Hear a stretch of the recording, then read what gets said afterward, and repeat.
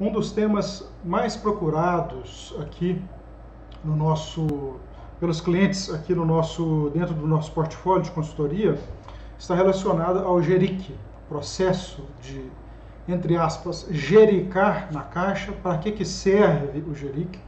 Como que é feito o GERIC?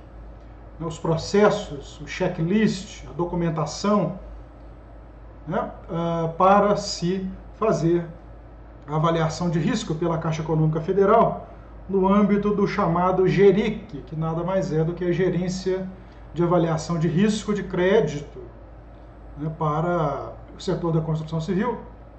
É uma instância da Caixa Econômica Federal que atua fazendo análise, né, de crédito, né, de eventual linha de crédito, né, em montante e condições, né, para empresas de construção civil, aí de médio e grande portes, ok? Empresa de pequeno porte também pode apresentar documentação, pode fazer o GERIC, né? Hoje o processo é um pouco diferente, né? Se faz o GERIC hoje no âmbito, né, considerando também o empreendimento a ser submetido ao processo de financiamento da Caixa, enquanto implanta, né, o GERIC serve para se aportar, para se fazer uma análise de risco para que seja feito um eventual aporte de recursos no caixa da própria construtora, né, e também para adquirentes de unidades ainda em planta de empreendimentos passíveis de serem financiados no âmbito do programa Apoio à Produção da Caixa Econômica Federal. O nosso foco aqui na consultoria Target é desenvolver projetos, né, passíveis de serem enquadrados no programa Apoio à Produção, considerando a análise de risco no âmbito do GERIC das empresas construtoras, ok? Foi feita uma atualização aqui em 2022 do processo de avaliação de viabilidade dos empreendimentos no âmbito desse referido programa Apoio à Produção, né? E aqui no nosso programa Master Executivo existe um curso, né, para instrução, né, de como que se faz um empreendimento, né, a estruturação de um empreendimento viável, né, sob o ponto de vista do próprio banco, né, bem como a instrução de preenchimento da documentação, né, e agora em 2022 um adendo, né, atualizando o programa, né, as exigências do programa com relação ao funding, né, e também um anexo, né, um outro adendo considerando aqui a questão do GERIC, né, basicamente a documentação a ser apresentada, o processo todo, eu vou apresentar de forma sucinta aqui nesse vídeo, nesse curto vídeo, né? A gente coloca lá no nosso curso uma apresentação bem mais aprofundada, né? Considerando aí, inclusive, simulações de empreendimentos que são passíveis, né? Qual é o critério de viabilidade, né, utilizado pela Caixa, né, para se viabilizar determinado empreendimento, tá? Basicamente, deixa o slide aqui para vocês irem lendo, enquanto eu vou fazendo a oratória. O GERIC é uma instância da Caixa que, mediante a análise de documentação apresentada pelas empresas construtoras, faz ali uma análise do chamado risco de crédito, né? Uma determinada empresa, para tomar um determinado empréstimo, né, no caso no âmbito aqui do apoio à produção, né, é um financiamento para a produção, né, de unidades imobiliárias de determinado empreendimento, né, a ser apresentado pela construtora, né, se analisa a capacidade financeira, né, da construtora, seus demonstrativos financeiros, né, o seu histórico de obras. Né, você note aqui, ó, que existem as exigências relativas a balancetes, né, a demonstrativos de mutação do patrimônio, a demonstração de origem, recursos e aplicação de recursos, né, a chamada DRE, né, demonstração de resultado do exercício. Né, para quem não sabe, todas essas documentações, né, todo esse conjunto de documentos, né, faz parte de documentação contábil, né, não são exigidas em detalhes pelas empresas que trabalham no lucro presumido, né, porém, né, faz-se aí a necessidade, né, de uma capacitação dessas empresas para que elas apresentem esses documentos, mesmo não sendo obrigatórios por lei, né, estando enquadradas aí no regime de lucro presumido, é necessário que essas empresas produzam essa documentação, Balanço patrimonial, demonstração de resultado de exercício, demonstração de lucro e prejuízo acumulado. Isso tudo aqui é documentação contábil exigida obrigatoriamente para empresas que têm capital aberto, né, as empresas SA. E as empresas, naturalmente, que têm faturamento maior do que 78 milhões de reais por ano, né, que são obrigadas a operar no lucro real, né, mesmo sem terem, né, tendo ou não ações negociadas em bolsa, ou seja, empresas de capital aberto. Mas a empresa de pequeno porte, para ela solicitar uma análise de risco, ela precisa produzir documentação adequada e exigida pelo banco, né, mesmo não sendo obrigatório pela legislação tributária contábil, né. Então nós temos aqui uma relação de documentos demonstrativos financeiros.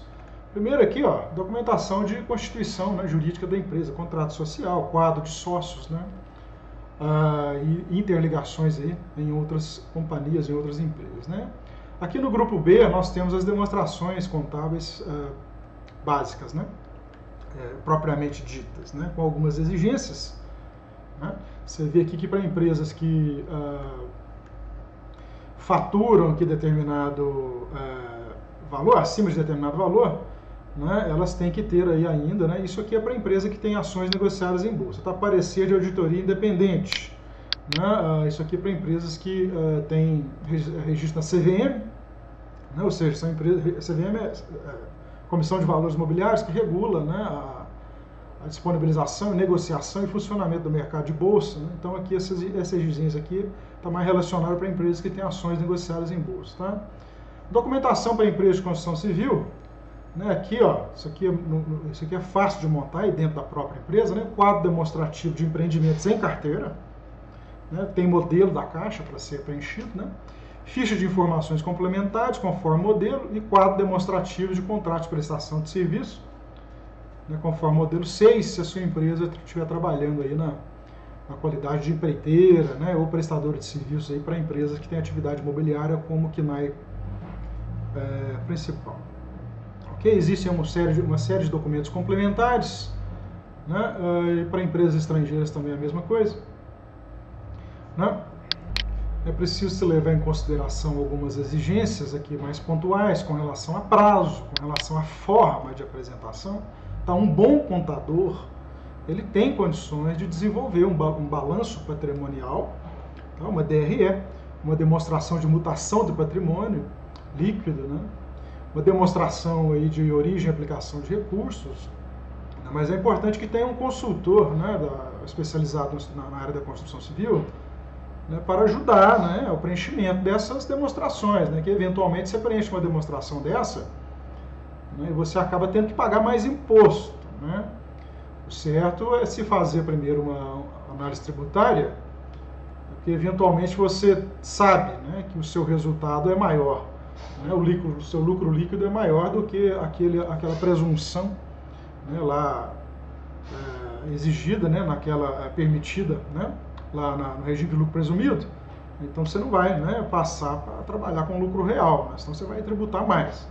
Agora, se o seu lucro real for menor do que a presunção do lucro lá, né, dentro do sistema do lucro presumido, é melhor você trabalhar com lucro real, né, fazendo uma conta aí de viabilidade com relação ao custo de contabilidade, né? A contabilidade provavelmente vai te cobrar mais caro para fazer a tributação no lucro real, em função de vários serviços extras, né? Controle de nota, registro de entrada e saída, uma série de outras questões, ok? Então aqui, ó, quadro de composição societária, apresentando aí dados dos dirigentes, né? Esse quadro tem 3 partes, nós fazemos o preenchimento deles aqui para você. Quadro de participação, né, interligações societárias em outras, né, empresas ou declaração de não sociedade ou participação em outros negócios.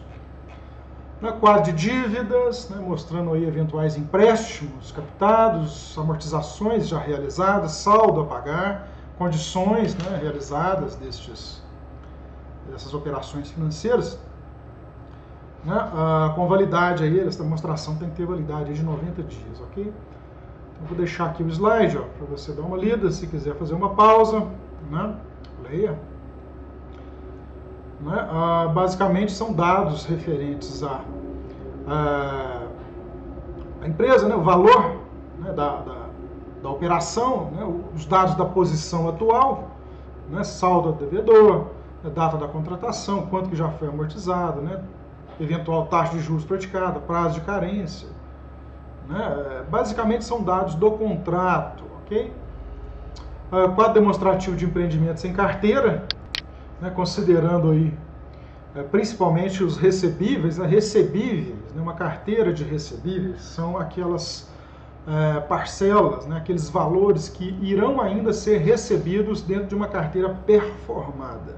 O que é uma carteira performada? É uma carteira de, vamos supor que você lança um empreendimento, né? E você vendeu várias unidades, né? Mas ainda tem saldo a receber, né? Em função de um eventual financiamento próprio, né? Pela própria construtora ou ainda, né? Mediante aí financiamento, né, firmado com uma instituição financeira. Então você tem um recebível, né? O recebível é o que você ainda vai receber. Isso pode, né, esses recebíveis podem ser considerados como garantia de determinada operação de crédito, tá, junto à Caixa. Tá? Não devem ser apresentados empreendimentos que já foram vendidos, né, não tem e ainda não tem recebíveis ainda, né? Não há saldo para receber. Né? Aqui existem algumas exigências de apresentação de informações, né, para cada empreendimento, com exceção daquele que está sendo objeto de pedido de financiamento junto à Caixa, com uma descrição aí mais detalhada, mais sucinta, tanto para empreendimento habitacional quanto para loteamento. Tá? Aqui no item 9 nós temos uma instrução de preenchimento dos campos do quadro demonstrativo dos empreendimentos. Né? Então você insere aqui basicamente que tipo de empreendimento que é, quantas unidades ele tem, quantas já foram comercializadas, o estágio das obras, né, se elas estão ainda em obra, né, eventual saldo de recebíveis em montante, em prazo, né, e que tipo de recebível que é, né, e alguns dados aqui referentes à questão financeira mesmo, né, valor global de venda do empreendimento, chamado VGV, né, do número de unidades vendidas a prazo e à vista, né. São dados relativamente específicos de cada empreendimento. Eu sugiro fazer uma ficha dessa para cada empreendimento. A Caixa vai utilizar isso aqui para determinar, né, a sua capacidade de garantia, né, o seu fluxo de recursos previsto lá no futuro. Né? Isso aí tem potencial para aumentar o seu score, tá? E o seu limite de crédito. Okay? Se você não tem nenhum empreendimento em carteira, mas tem ainda empreendimentos aí em vias de serem lançados, né, naturalmente que não tem necessidade de preenchimento, tá, de alguns campos aqui dessa ficha. Tá? Ficha de informações complementares, o modelo SIM, quadro demonstrativo de contrato de prestação de serviço para empresas que prestam serviços, né, tem muitas construtoras aí que vivem de prestar serviços, né, a chamada empreitada, né, de materiais, com mão de obra e materiais, ou somente de mão de obra. Né? As tributações são diferentes, mas são empresas que prestam serviços. Né? Não são empresas que têm a sua atividade fim aí como atividade imobiliária, né? Que compra terreno, constrói e vende. Né? Essas empresas de atividade imobiliária, elas contratam serviços de empresas construtoras, né, prestadores de serviços, né, para diversas fases de empreendimento, hoje em dia podendo contratar até para atividade fim. Né? A lei da terceirização aí permite que seja contratada até para atividade fim, né, fazendo com que a empresa construtora se torne uma gerenciadora de uma linha de, vamos chamar de linha de montagem, né? Mas aí deve-se levar em consideração a tributação tanto da empresa prestadora de serviços, né, quanto da empresa construtora que tem atividade imobiliária, né, tendo aí uma possibilidade de abatimento, né, dos impostos que foram pagos pela empresa prestadora de serviço ou as empresas prestadoras de serviço, né, na carga tributária da empresa que se dedica à atividade fim, né, detentora do contrato, a empresa imobiliária, compra terreno, constrói e vende. Tá? Isso se chama planejamento tributário. Tem uma outra instância de consultoria, mas que está intrinsecamente ligada, né, a qualquer análise de risco, a qualquer análise de crédito, né, que for feita não só pela Caixa, mas por qualquer outro banco, né, e fundo de investimento também faz uma análise criteriosa dessas questões, né, até mais aprofundada do que um banco, né, fazendo aí algumas exigências extras para aporte de recursos do fundo. Tá? Então, basicamente, para o vídeo não ficar muito longo, falei aqui de forma muito sucinta, tá? o que se leva em consideração, né, o que o banco leva em consideração para determinar, né, uma avaliação de risco e, consequentemente, uma delimitação de crédito, tanto para o CNPJ da empresa proponente, quanto para os adquirentes de unidades em planta, né, do empreendimento, né, que está buscando o apoio à produção na Caixa, especificamente. Né? Portfólio de empreendimentos, né, situação financeira da empresa, né, cadastral da empresa e dos sócios, né, eventual aí, formação de pool de garantias, né, que pode ser em forma de imóvel, né, do próprio empreendimento, né, pode ser em forma de recebíveis futuros.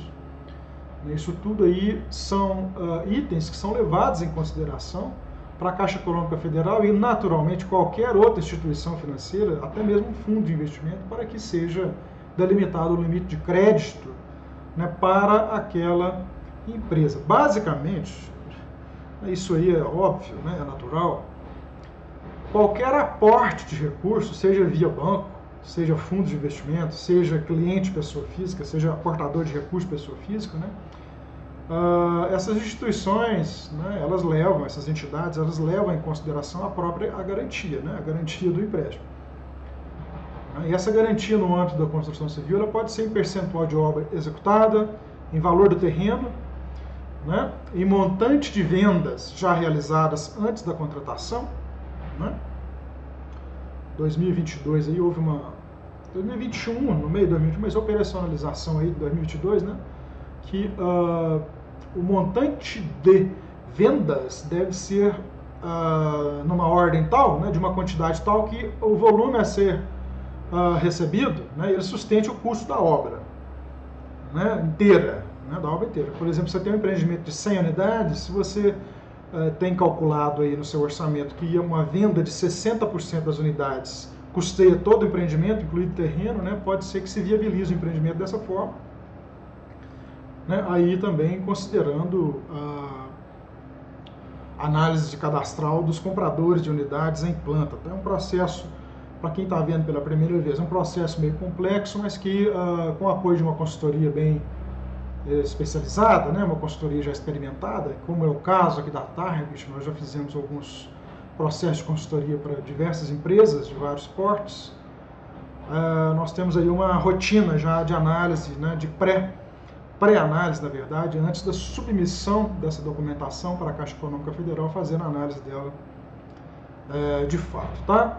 Basicamente se compõe, né, se a gente obtém um sucesso na contratação do empreendimento, a sustentabilidade do empreendimento em si, né, as características econômico-financeiras da empresa, né, de forma geral, né, e também a constituição das garantias. Tá? É um bom processo, é um processo atrativo? É sim.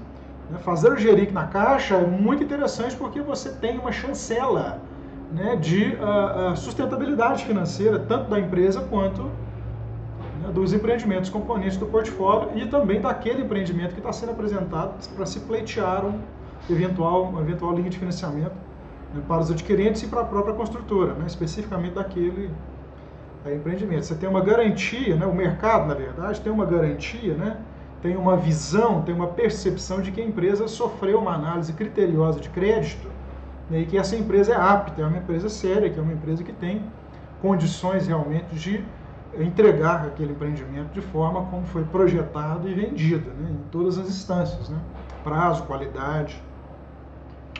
Ok? A gente presta esse serviço aqui pela Target, tá? Análise prévia da capacidade da empresa, a gente adequa, né, as contas da empresa, o seu departamento financeiro, para que seja produzida, né, e registrada ao longo do tempo documentação, né, com vistas à submissão a uma instituição de crédito para obtenção de financiamento, né, montando aí todas as demonstrações contábeis exigidas, né, e também a gente faz a análise do empreendimento em si.